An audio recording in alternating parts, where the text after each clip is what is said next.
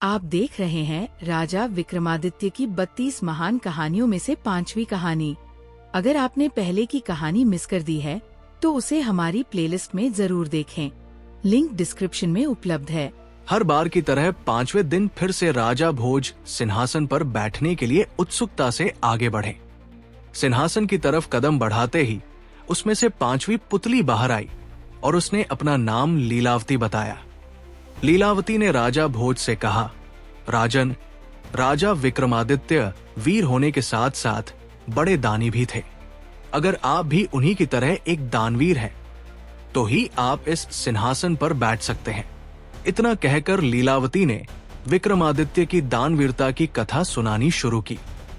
एक बार राजा विक्रमादित्य के दरबार में एक ब्राह्मण आया। वह राजा से मिला और उसने कहा कि अगर आप तुला लग्न में एक महल बनवाएंगे तो उनकी प्रजा में खुशहाली आएगी और उनकी कीर्ति चारों ओर हो जाएगी। राजा को उस ब्राह्मण की बात सही लगी और उन्होंने महल बनवाने का फैसला लिया। हीरे जवाहरात, सोने चांदी और मोती से उन्होंने एक भव्य महल का निर्माण करवाया। महल तैयार होने के बाद राजा का पूरा परिवार, उनके रिश्तेदार और प्रजा उस महल को देखने के लिए आई। राजा विक्रमादित्य ने उस ब्राह्मण को भी आकर महल देखने का न्योता भेजा। सभी महल की खूबसूरती को देखते ही रह गए।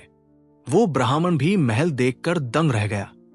महल की सुंदरता देखने के बाद ब्राह्मण के मुंह से अचानक निकल गया, काश ये महल मेरा होता।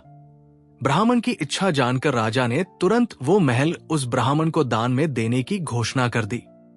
महाराज की बात सुनकर ब्राह्मण हैरान रह गया।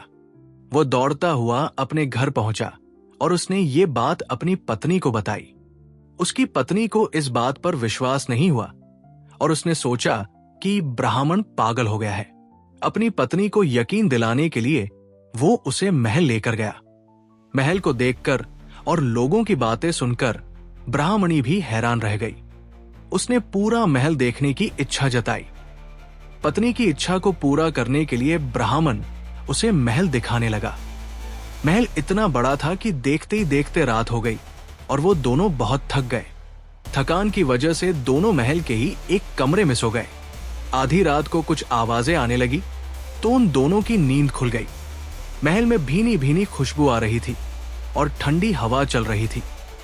उसी समय उनका पूरा कमरा रोशनी से भर गया और फिर उन्होंने एक महिला की आवाज सुनी।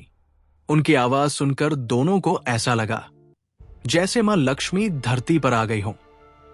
उन्हें बार बार एक ही आवाज सुनाई दे रही थी, मैं तुम्हारी इच्छा पूरी करने आई हूं, तुम मुझसे कुछ भी मांग सकते हो।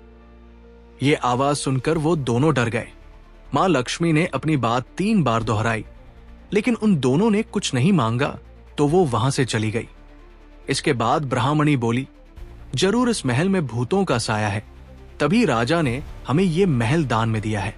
तुम कल ही जाकर उनसे कहो कि हमें ये महल नहीं चाहिए, हम अपनी कुटिया में ही ठीक है, वहां कम से कम हम चैन से सो तो पाते थे। ब्राह्मण को अपनी पत्नी की बात बिल्कुल सही लगी और किसी तरह महल में रात काटकर दोनों सुबह वापस अपनी कुटिया में चले गए। हाथ मुंह धोकर ब्राह्मण तुरंत राजा विक्रमादित्य के पास पहुंचा और कहा कि महल वापस ले लीजिए, हम इतने भव्य महल में नहीं रह सकते। इस पर राजा ने कहा, हे ब्राह्मण देव, वो महल मैंने आपको दान में दिया है, उसे मैं वापस कैसे ले सकता हूं?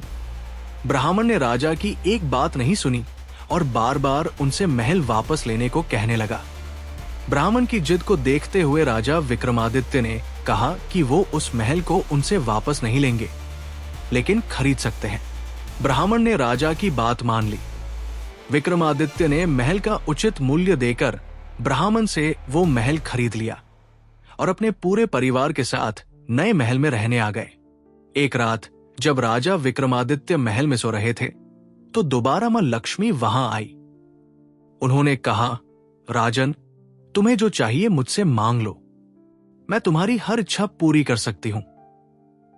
इस पर राजा ने कहा, मां, आपके आशीर्वाद से मेरे पास सब कुछ है, मुझे अपने लिए कुछ नहीं चाहिए। हां, अगर आप कुछ देना ही चाहती हैं तो मेरी पूरी प्रजा पर धन की वर्षा कर दीजिए। ऐसा होने पर मेरी पूरी प्रजा संपन्न हो जाएगी। राजा की इच्छा जानकर मां लक्ष्मी ने पूरी रात राज्य पर धन की वर्षा कर दी। सुबह उठकर जब लोगों ने इतना धन देखा तो वो सारा धन राजा विक्रमादित्य को सौंपने के लिए महल आ गए। राजा ने प्रजा के इस प्यार को देखकर उन्हें बताया कि ये सारा धन उनकी प्रजा के लिए ही है, इसी वजह से सब अपने अपने हिस्से का धन अपने पास ही रखें। उनकी बात सुनते ही पूरी जनता प्रसन्न हो गई और राजा की जय जयकार करने लगे। इतनी कहानी सुनाते ही 5वीं पुतली वहां से उड़ गई।